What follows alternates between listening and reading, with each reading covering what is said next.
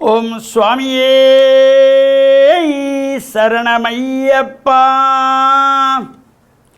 ஐயப்பா சரணம் சரணம், ஹரிஹர சுதனே சரணம் சரணம். ஐயப்பா சரணம் சரணம், ஹரிஹர சுதனே சரணம் சரணம். பம்பையின் பாலா சரணம் சரணம், பந்தளவேந்தே சரணம் சரணம். ஐயப்பா சரணம் சரணம், ஹரிஹர சுதனே சரணம் சரணம். ஹரிஹர சுதனே சரணம் சரணம். சுவாமியே சரணமையப்பா. ஓம் நமச்சிவாய. மேன்மைகள் சைவநீதி விளங்குக உலகமெல்லாம். நோயற்ற வாழ்வே குறைவற்ற செல்வம். அந்த நோய் நொடிகள் இல்லாத வாழ்வு இந்த உலக மக்கள் எல்லோரும் வாழ வேண்டும் என்று கலியுகத்தின் காந்தமலை ஜோதியாகிய சபரிமலை சுவாமி ஐயப்பனுடைய திருவடிகளை சிறந்தாழ்த்தி டான் தமிழொலி ஓம் தொலைக்காட்சி நேயர்கள் அனைவருக்கும் சர்வதேச இந்து மத குருபீடம் அகில இலங்கை சபரிமலை ஸ்ரீ சாஸ்தாபுரத்தின் சார்பில் இனிய வணக்கங்களும் நல்லாசிகளும். இன்றும் மங்களகரமான விஸ்வாவசு வருஷம் ஐப்பசி மாதம் 30ஆம் நாள் 16/11/2025 ஞாயிற்றுக்கிழமை. இன்றோடு ஐப்பசி மாதம் நிறைவு பெறுகிறது. நாளைய தினம் கார்த்திகை மாத பிறப்பு.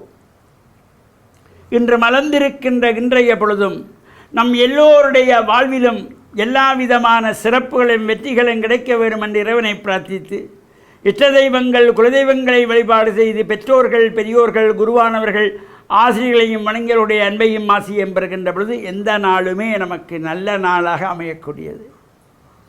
இன்று பானுவாரம் என்கின்ற ஞாயிற்றுக்கிழமை. நாம் அதிகாலையில் எழுந்து ஸ்நான அனுஷ்டானங்களை செய்து பிரத்யக்ஷ தெய்வமாகிய சூரிய பகவானை வழிபாடு செய்வதற்கு ஒரு சிறப்பு. நோய் நொடிகளை தீர்க்கக்கூடியது. எலும்புகளிலே நரம்புகளை வருகின்ற நோய்களை விலகக்கூடிய சக்தி இந்த சூரியனுடைய கதிர்களுக்கு உண்டு. அதிகாலையிலே சூரிய நமஸ்காரம் செய்தால் இந்த எலும்பு சம்பந்தமான நரம்பு சம்பந்தமான இரத்த சம்பந்தமான நோய்கள் விலகும் என்பது ஐதீகம். இன்று ஐப்பசி மாதம் நிறைவு பெற்று நாளைய தினம் திங்கட்கிழமை 17/11/2025 கார்த்திகை மாத பிறப்பு. கார்த்திகை முதல் நாள்.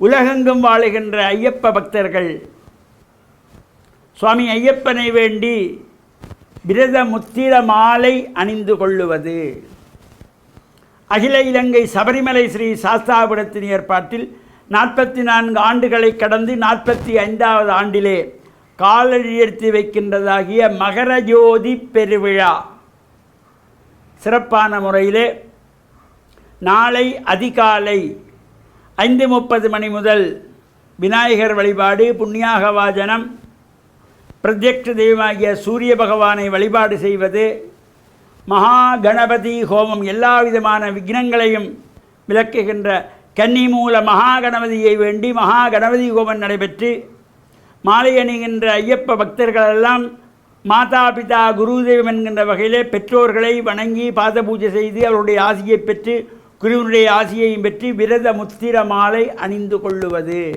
நாளைய தினம் இந்த விரத முத்திர மாலை அணிந்து கொள்வது. அந்த கருப்பு ஆடை அணிந்து கழுத்தில் விரத முத்திர மாலை அணிந்ததும் அவர்கள் சுவாமி என்று அழைக்கப்படுகின்ற ஒரு சிறப்போடு கூடிய விரதம்.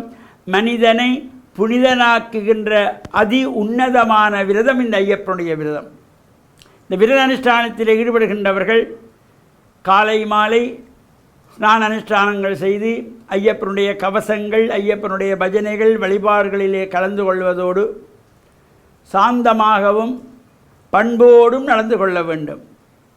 காமம், குரோதம், லோபம், மோகம், மதமாச்சரியம் இவையெல்லாம் விலக்கி நல்ல உள்ளங்களோடு இறை பக்தியோடு இறைவனை சிந்தித்த வண்ணம் ஒருவரோடு ஒருவர் பேசுகின்ற பொழுது கூட சுவாமி சரணம் சொல்லி பேச்சை ஆரம்பிப்பதும் பேசி முடிந்ததும் சுவாமி சரணம் சொல்லுகின்ற ஒரு சிறப்போடும் கூடிய விரதமாகிய இந்த ஐயப்பனுடைய விரதம் நாளைய தினம் ஆரம்பமாக இருக்கின்றது.